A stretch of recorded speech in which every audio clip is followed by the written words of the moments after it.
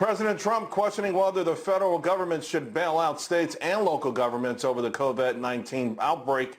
In a tweet, the president called out Illinois specifically and large cities that are run by Democrats. So what, if any, help can states and local governments expect from the federal government?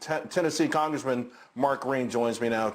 Congressman Green, thanks a lot for joining us. This obviously is a huge conversation that's being held right now. And it got more interesting when Bill Cassidy joined with Bob Menendez, both of them saying, hey, yeah, you know, the states deserve perhaps as much as $500 billion. How much should that be negotiated? Well, I think there'll be a lot of negotiating with the House. In our caucus, there are folks with lots of different opinions on that one. I know I can speak, you know, as a Tennessean, that what we don't want to do in Tennessee is use our taxpayer dollars to backfill bad decisions on pension plans and things like that. The taxpayers here are going to be very frustrated with that. Well, you've got places like New York State, New Jersey, Connecticut.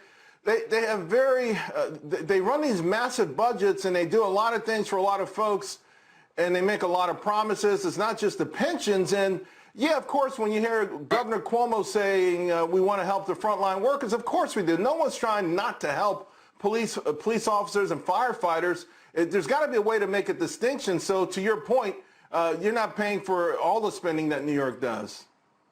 That's exactly right. A great example is, you know, New York pledged, I think it was $30 million to fund the education, paid basically schooling, college tuition for illegal immigrants. And in Tennessee, that's not something that we fundamentally believe is the right thing to do. We just think that's not the right thing to do. So we don't want to see our taxpayer. That's a great thing about federalism. You know, our state manages itself very well. We have no income tax. We are the lowest per capita debt in the country. We have no tax on our investment income either.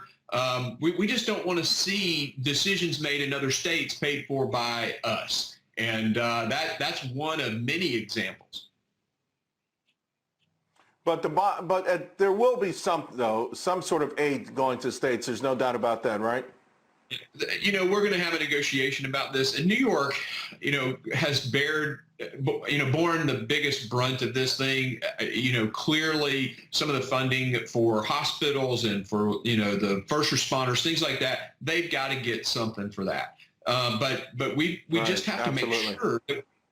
We just have to make sure that it's not funding their bad decisions in their government.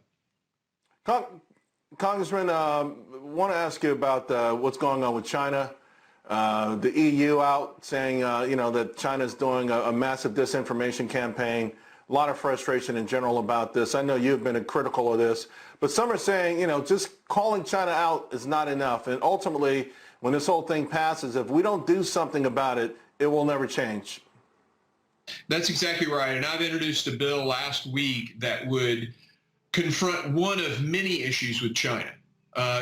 This particular issue is during this global downturn, they're going out and buying up distressed companies that have a national security ramification.